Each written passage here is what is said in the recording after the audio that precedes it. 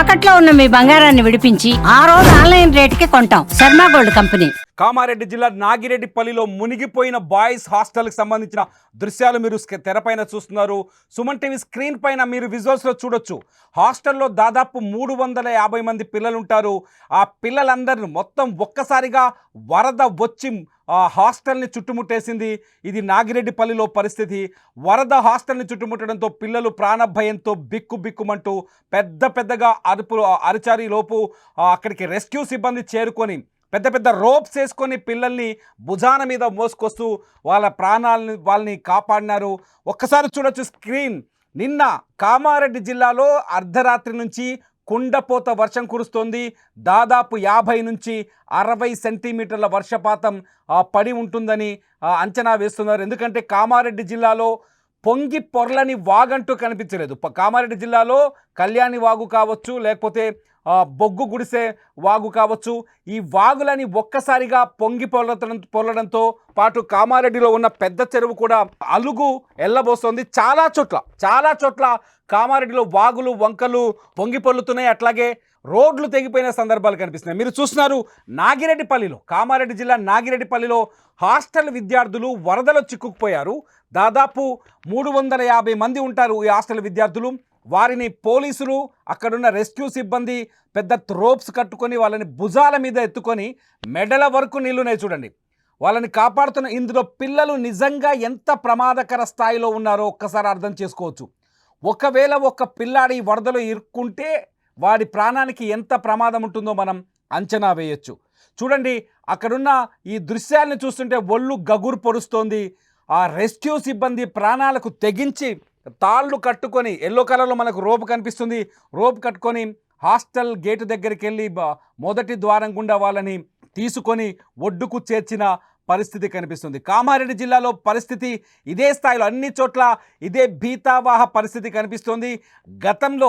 గతంలో కర్నూలుని ఎలా అయితే వర్ష బీభత్సం ముంచేసిందో ఇక్కడ కూడా అటువంటి పరిస్థితి స్పష్టంగా కనిపిస్తుంది. 2008లో కర్నూలు పూర్తిగా కృష్ణా బ్యాక్ వాటర్లో మునిగిపోయింది. వర్షానికి ఒక్కసారిగా కర్నూలు అతలాకుతలమైన సంఘటనని మళ్ళీ ఇప్పుడు కామారెడ్డి రిపీటెడ్లీ చూపిస్తోంది, భయపెడుతోంది. కామారెడ్డిలో వర్ష బీభత్సం జనజీవనాన్ని అస్తవ్యస్తం చేసింది, జనజీవనాన్ని స్తంభింపజేసింది. కామారెడ్డిలో ఈ రాత్రికి కూడా భారీ నుంచి అతి భారీ వర్షాలు కురిసే అవకాశం ఉందని వాతావరణ శాఖ హెచ్చరికలు జారీ చేస్తుంది. ముఖ్యంగా ఇటువంటి హాస్టల్స్ లేకపోతే వరద ప్రభావిత ప్రాంతాల్లో ఉన్న ప్రజలు కావచ్చు, ఇళ్లలో నివాసం ఉంటున్న వాళ్ళు కావచ్చు, ఇమీడియట్లీ ఆ ప్రాంతాన్ని ఖాళీ చేసి సురక్షితమైన ప్రాంతాలకు వెళ్లాల్సిన అవసరం ఉందని అధికారులు చెబుతున్నారు. ఎందుకంటే వాతావరణ శాఖ జారీ చేసిన రెడ్ అలర్ట్లో కేవలం మెదక్, కామారెడ్డి జిల్లాలు మాత్రమే ఉన్నాయి. ఈ 2 జిల్లాల్లో ఈ రాత్రికి కూడా 20 నుంచి 30 సెంటీమీటర్ల వర్షపాతం, మిల్లీమీటర్లు కాదు సెంటీమీటర్ల వర్షపాతం పడే అవకాశం ఉన్నట్టుగా వాతావరణ శాఖ అంచనా వేస్తోంది.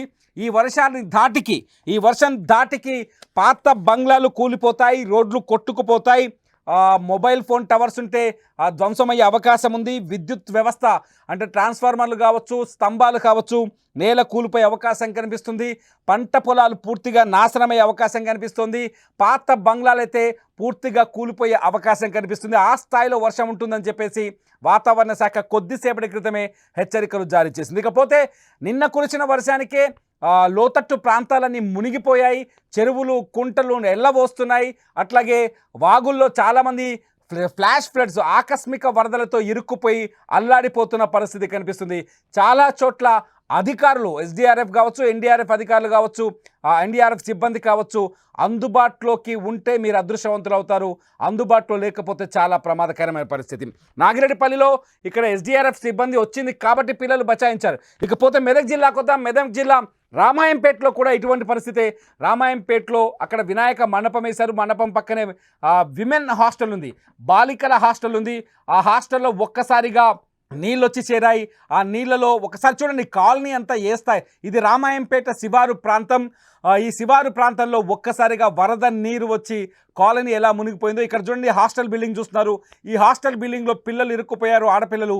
వాళ్ళని కూడా ఒక్కొక్కరిగా బయటకు లాక్కొచ్చిన దృశ్యాల్ని మనం చూస్తున్నాం. ఇక్కడ ముంపు ప్రాంతాల్లో గురైన వాళ్ళని మామూలుగా ఇప్పుడు ఇళ్లలో ఇరుక్కుపోయిన వాళ్ళని కూడా తీసుకొస్తున్నారు. చూడండి, భుజాల పైన ఎస్డీఆర్ఎఫ్ సిబ్బంది వాళ్ళని భుజాల పైన ఎత్తుకొని తీసుకురావాల్సిన పరిస్థితి కనిపిస్తుంది. పోలీసులు కూడా ఈ సహాయక చర్యలో పాల్గొంటున్నారు. సిచ్యువేషన్ చూస్తుంటే రామాయంపేట కావచ్చు, అంటే మెదక్ జిల్లా కావచ్చు, అట్లాగే కామారెడ్డి జిల్లా కావచ్చు, 2 జిల్లాల్లో భయంకరమైన భీతావాహ పరిస్థితులు కనిపిస్తున్నాయి. ఇక్కడ పోలీసు సిబ్బంది, రామాయంపేటలో పోలీసు సిబ్బంది వాళ్లకు సాయం చేస్తున్న దృశ్యాలను చూస్తున్నాం. ఇది ప్రస్తుతం సిచ్యువేషన్. మెదక్కి కూడా రెడ్ అలర్ట్ ప్రకటించింది వాతావరణ శాఖ. ఈ రాత్రికి కూడా మళ్ళీ అతి భారీ వర్షాలు కురిసే అవకాశం కనిపిస్తుంది.